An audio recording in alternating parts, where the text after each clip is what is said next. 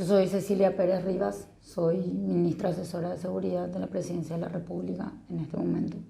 Fui ministra de Justicia y fui viceministra de Política Criminal en el gobierno anterior, en este gobierno. Nosotros somos un corredor, tenemos una situación geopolítica que es distinta a las demás, estamos en el centro, tenemos el corazón de la hidrovía pasa por el Paraguay y con relación al narcotráfico en sí nos hemos constituido en un país de tránsito de algunas sustancias, hablando de la cocaína, porque la marihuana somos productores y lamentablemente tenemos buena fama en tener buena producción con relación a la marihuana. De cualquier manera, en estos últimos tiempos nosotros hemos visto con las acciones que ha tomado el gobierno, básicamente con el caso conocido como a ultranza, PI, cómo los grupos se han aliado entre sí, teniendo varios países involucrados, inclusive instituciones que vienen de otras regiones, como es el caso de Europol o el caso de la DEA, que también se involucraron en este proceso. Y nosotros vemos cómo probablemente de años anteriores es que se han manejado de una manera muy cómoda, por eso es que llegamos hasta a este punto. Y bueno, este es el gobierno que tomó medidas, a pesar de que sabemos siempre el crimen organizado tiene mayores capacidades financieras que el Estado. Nosotros tenemos algunas sospechas y la propia ministra de la Senat había hablado del PCC como un proveedor de la andrangheta desde Sudamérica para Europa.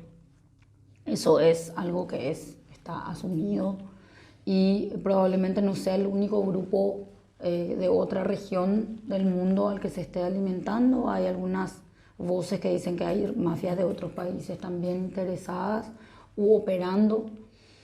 Nosotros tenemos a la vista que eso puede perfectamente ser posible cuando vemos que países del norte del continente están vinculando sus propios grupos del crimen organizado con esta región de América Latina. Nosotros ya vivimos las consecuencias de la toma de decisiones unilaterales en el Brasil cuando el PCC tomó por asalto prácticamente el país. Y cuando empezaron a endurecerse las medidas, el PCC finalmente terminó expandiéndose en la parte sur.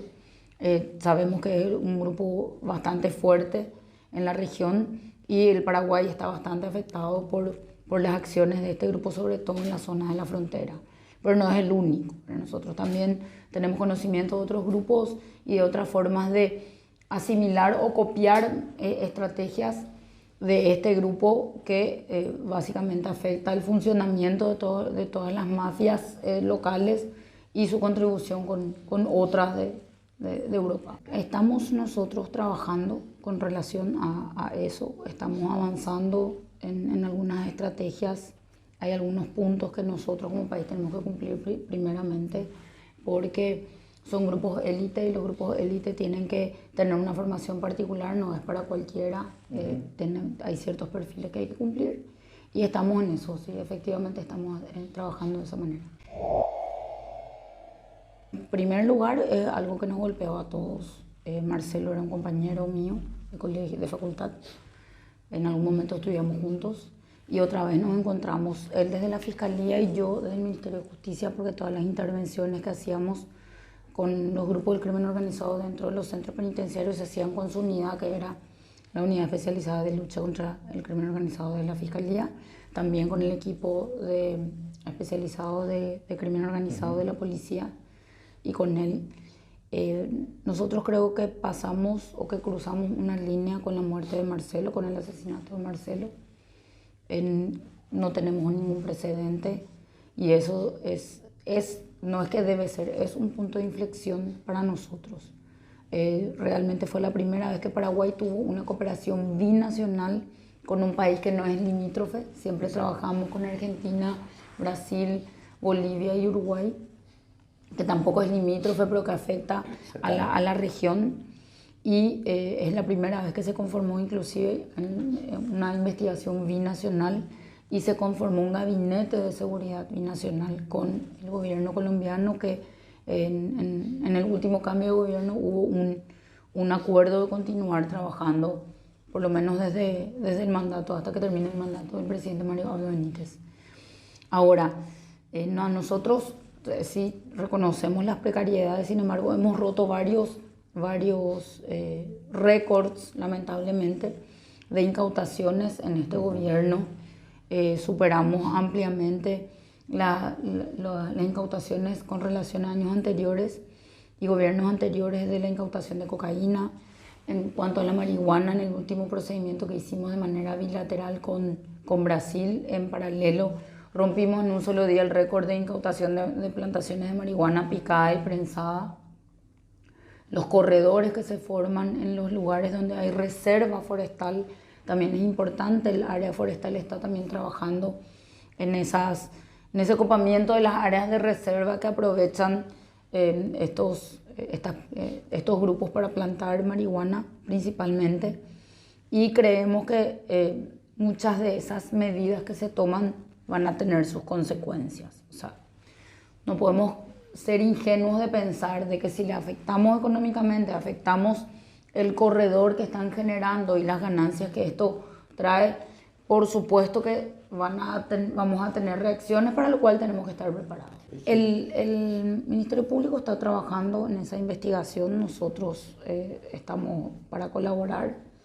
Es bien sabido que para vincular con pruebas a un grupo en la instigación a cometer un asesinato es mucho más difícil que los autores materiales que tuvieron contacto directo con el hecho propiamente o tuvieron dominio del hecho propiamente. Y que ya están condenados. Que están condenados en su mayoría. Entonces, todo lo que ahí se pudo haber obtenido, está el Ministerio Público trabajando en eso. Sí hay cierta ansiedad en cuanto al esclarecimiento del hecho, que todavía queda como que Colombia sí hizo su parte, hay como una sensación de que Colombia hizo su parte y que Paraguay no está haciendo la suya, pero sí estamos y vamos a seguir, este gobierno va a seguir abocado a eso hasta que se vaya.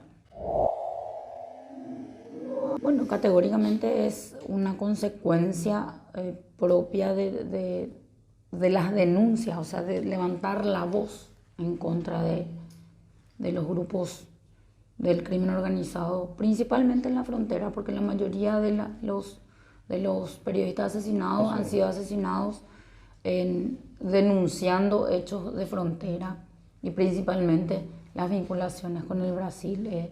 Pablo Medina trabajaba en Canindeyú, que también tiene frontera seca con Brasil. Humberto Coronel, Santiago Leguizamón y todos los demás trabajaban en Pedro Juan Caballero.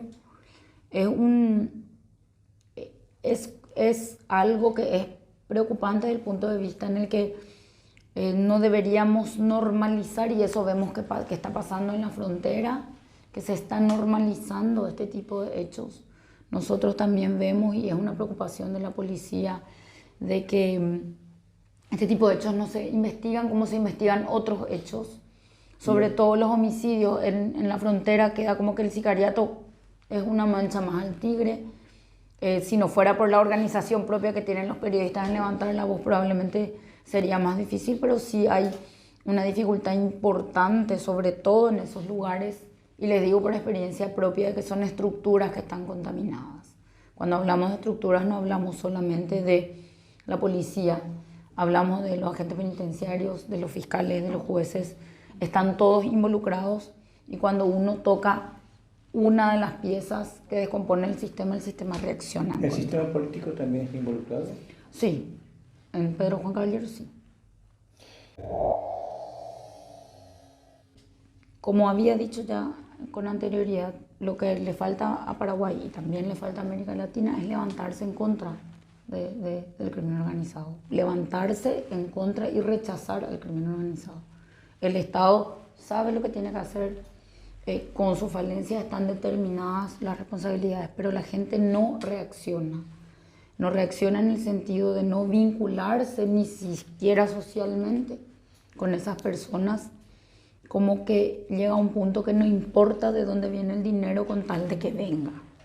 Se vive también en estos últimos tiempos una suerte de cultura inmediata, y de consumismo masivo, de tener y de aparentar, que eso le gusta mucho al latinoamericano, mostrar lo que tiene, lo cual nos lleva a nosotros a no mirar esa infiltración. Y les doy un ejemplo sencillo: la música, lo que dice la música, lo que dicen los videos que tienen, por decirlo de alguna manera, una exacerbación del aspecto que tienen los que pertenecen a pandillas o a grupos criminales, como que eso se valora y se está dándole un valor superlativo, convirtiendo en estrellas de cine a monstruos.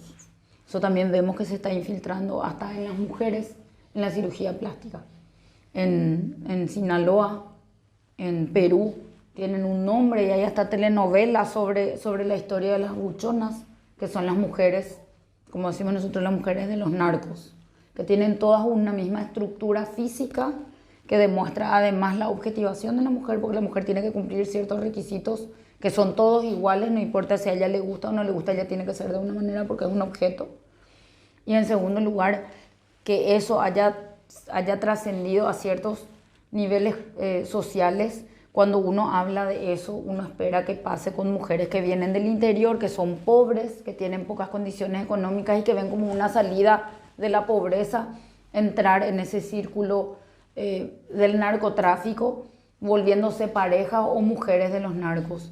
Sin embargo, esto ya ha pasado el límite de la poca educación o de la pobreza extrema para entrar en otros aspectos de personas que se creen son un poco más educadas y tienen, deberían de buscar otras maneras de avanzar en la vida.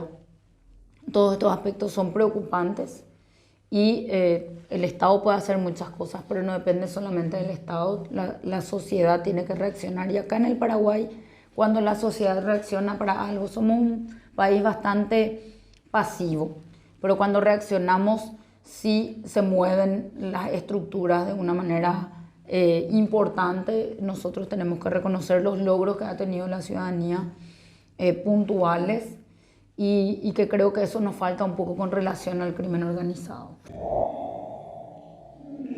Nosotros tenemos falencias legislativas, nosotros hemos hablado de esto. Nosotros no tenemos la delación premiada, por ejemplo, con una legislación que establezca claramente. Sabemos que se hace, pero no sabemos en qué condiciones se hace. No hay un control ni siquiera judicial. Se dan salidas alternativas al proceso a personas que después se quieren esconder porque temen por su vida. Nuestro sistema de protección de testigos no va a funcionar con esas figuras, y menos en un país tan chico donde nos conocemos todos. Tiene que ser un sistema de protección de testigos internacional para que la persona que quiera hacer una delación premiada se vaya del país. También tenemos que aumentar el mínimo y el máximo de figuras penales que son muy laxas, como la asociación criminal o el lavado de dinero, y la complejidad de los casos de crimen organizado, sobre todo los que son transnacionales, deben llevar un procedimiento especializado que está en el Congreso, pero que hasta ahora no ha avanzado en su estudio, y por supuesto ir traspolando todas estas normas a lo que es la gestión gubernamental, con una especialización en cada uno de los grupos, porque aquí, por ejemplo, el PCC no actúa de la misma manera que actúa el PCC en el Brasil. Si bien reciben órdenes, hay medidas que aquí no se toman, y eso es necesario conocer y saber acabadamente, de una manera, hasta tener especialistas como tiene Italia, que tiene especialista en la 'ndrangheta, especialista en la Cosa Nostra, especialista en la camorra. Entonces nosotros tenemos que hacer lo mismo con los grupos, porque aquí el grupo local se alía con otros grupos para enfrentarse entre sí, pero no tienen el mismo comportamiento todo, y eso es necesario para prevenir medidas y para, por supuesto, luchar, enfrentar y erradicar. Eso nosotros hoy tenemos de una manera muy precaria, no tenemos especialistas en cada uno de los ámbitos. El sistema penitenciario es muy positivo para eso, porque da mucho tiempo para estudiar el comportamiento, y también hoy es la única manera de poder controlar y hacer frente. Pero Eso todavía nos falta a nosotros tener grupos élite para poder actuar en consecuencia y tomar medidas en todo el camino del crimen organizado, no solamente ocuparnos del delito precedente, sino también de la conformación de los grupos, de lo que es el lavado de dinero y hacer la ruta del dinero para ver hasta dónde llega. Lo que yo vi el 23 de mayo de este año, no esperaba ver la reacción social y el movimiento cultural y la educación antimafia que tiene Italia. La manera de recordar desde los niños más pequeños y de estudiarlo como una materia en el colegio es determinante y es como me dijo el prefecto Ricci, celebramos que vengan a pedir ayuda a tiempo. Nosotros tapamos, no quisimos ver y casi nos llevan por delante. Hay que hablar porque la fuerza está en no hablar o en minimizar o en ocultar, porque uno no puede pelear contra lo que no ve y no asume que está enfrente. Siempre algunos psicólogos en el marco de la terapia dicen que uno tiene que asumir el problema que tiene para poder luchar contra eso. Bueno, nos pasa lo mismo. Si uno no asume la situación en la que está, no puede hacer una hoja de ruta para poder enfrentar eso o para poder salir del problema, tiene que reconocer que tiene un problema. Y debería de ser una continuidad de lo que se hizo, porque el crimen organizado actúa como el camino del río. Cuando uno le corta el río se convierte en una represa, o viene por encima o busca otras alternativas. Y es de la misma manera en la que uno tiene que ir trabajando como Estado. Si uno corta los procesos, por supuesto que es un retroceso. Nino Di Matteo, ¿qué le inspira, doctora? Esperemos que no termine muerto, porque cuando uno habla de Falcone y Borsellino, todos nos dicen a los que hablamos de eso, sí, pero mira cómo terminó. No necesitamos mártires, pero no hay que retroceder cuando uno tiene amenazas. Hay que seguir trabajando, hay que tomar cuidados, pero hay que seguir trabajando con el mismo ímpetu. Hasta diría, habría que redoblar esfuerzos. Cuanto más amenazas haya, porque si uno retrocede, los otros ganan. Redondeo y quiero hacer una pregunta sobre estos jóvenes, el movimiento Overvoice, o los jóvenes. Ellos han despertado en Palermo una lucha antimafia con la líder que es Sonia Bongiovanni, y ellos jóvenes, yo he estado en estos últimos 3-4 meses en Italia y he visto personalmente. ¿Qué mensaje puede dar, doctora, usted con todo este preámbulo que ha sido muy, muy enriquecedor, sobre todo para las nuevas generaciones? ¿Qué mensaje puede darles a estos jóvenes desde un ángulo de lucha, desde su trinchera de lucha antimafia? Bueno, yo creo que ustedes son la esperanza. Se están cargando la región. Quiero que sean conscientes, pero no en algo para asustarles. Se están cargando el futuro de la región sobre los hombros.